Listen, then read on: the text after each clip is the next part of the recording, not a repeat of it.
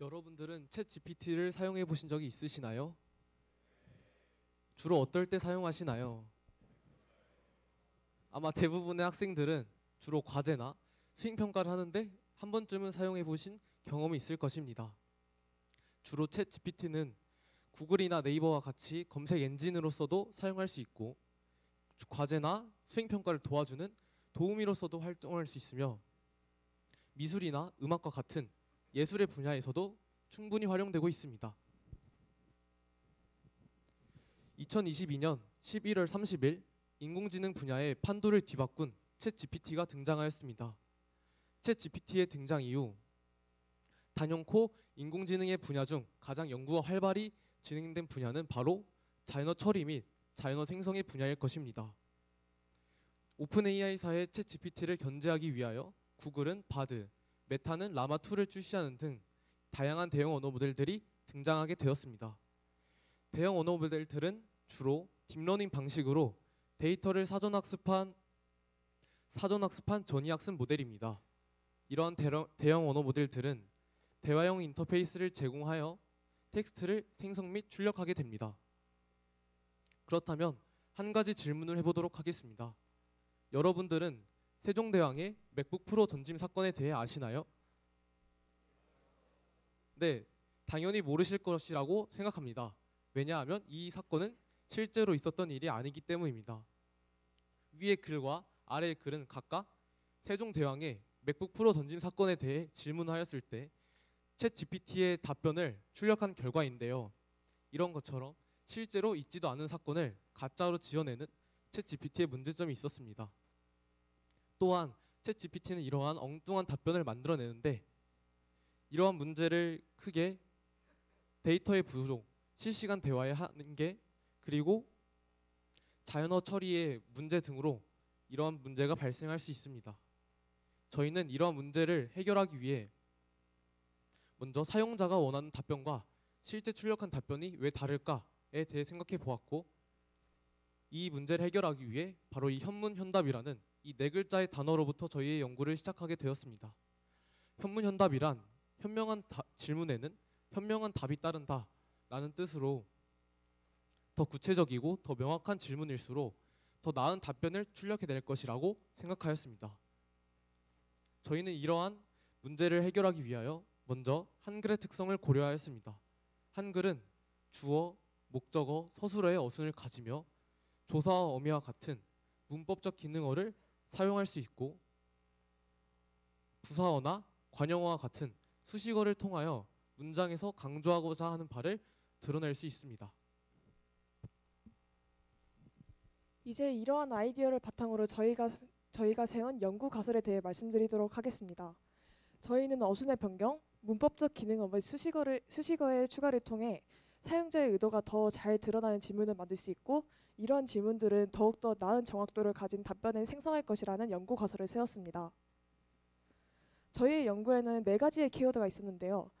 첫 번째는 데이터 적재, 두 번째는 형태수 분석, 세 번째는 평가 기준, 그리고 네 번째는 파인 튜닝입니다. 첫 번째로 데이터 적재인데요. 저희가 인공지능을 학습하기 위해서는 항상 데이터가 필요하죠. 그래서 저희의 연구 가설에 맞는 실험을 하기 위해서 저희는 새로운 데이터를 만들었는데요. 한 종류의 문장을 어순의 변경 또는 문법적 기능어 및 수식어의 추가를 통해 그 의미는 같지만 그 형태는 다른 10가지의 문장으로 재구성, 즉 파라프레이징을 했는데요. 이렇게 파라프레이징된 데이터들을 저희는 키위라는 형태소 분석기를 통해 형태소 분석을 진행했습니다. 저희가 형태소 분석을 진행한 이유는 한글의 특성에 형태소를 기준으로 한 문장 구조 분석이 가장 알맞았기 때문인데요. 이렇게 분석된 형태소들을 저희는 벡터로 변환해서 인베딩을 진행하였습니다. 다음은 저희가 정확도를 평가한 기준인데요. 저희는 EN과 F1 두 가지의 평가 지수 중에 무엇을 고를지 고민했지만 EN 같은 경우 0 또는 1, 정답과 정확하게 내놓은 답변이 일치할 때만 정답이라고 그 답변을 출력하기 때문에 저희 연구에는 알맞지 않다고 생각하여 F1 지수를 저희가 사용할 평가 지수로 선택했습니다. 다음으로는 파인 튜닝인데요. 저희는 챗GPT 또는 구글 바드, 버트 같은 대규모 언어 모델을 많이 사용하죠. 저희는 주로 과제를 할 때 또는 요약을 맡길 때 또는 번역을 맡길 때 이렇게 많은 목적을 위해서 챗GPT 같은 대규모 언어 모델을 사용하는데요. 이러한 각각의 과제들을 저희는 태스크라고 부릅니다. 그리고 파인튜닝은 바로 특정한 태스크에 저희가 사용하는 대규모 언어 모델의 성능을 더욱더 향상시키는 세부 조정 과정입니다. 이 조정 과정 파인튜닝을 위해서는 인베딩 데이터가 필요합니다. 다음으로는 저희의 연구 파이프라인에 대해서 설명드리겠습니다. 첫 번째로는 F1 기준을 통한 평가인데요. 저희는 10가지로 파라프레이징했던 그 데이터들을 F1 지수에 따라 평가했는데요. 이 F1 지수 자체가 기존의 GPT가 생성한 답변 데이터와 실제 정답이 얼마나 유사한지를 나타내는 것이기 때문에 F1 지수가 높을수록 정답률이 높다고 생각할 수 있습니다.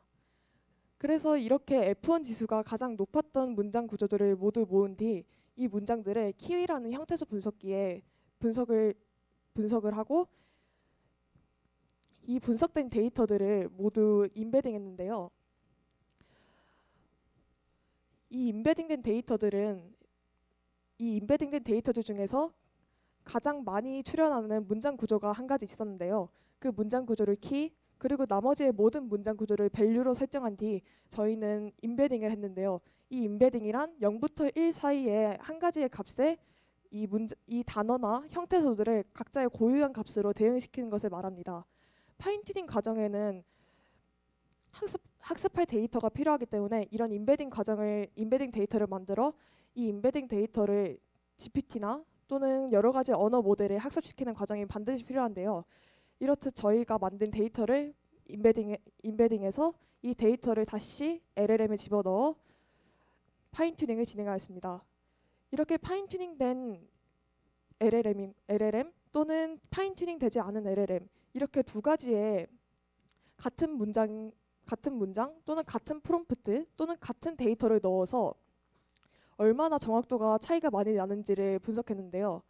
이 분석 결과 저희는 파인튜닝을 진행했던 LLM이 파인튜닝을 진행하지 않았던 LLM에 비해서 약 4%가량의 성능 향상을 보인다는 것을 알게 되었습니다.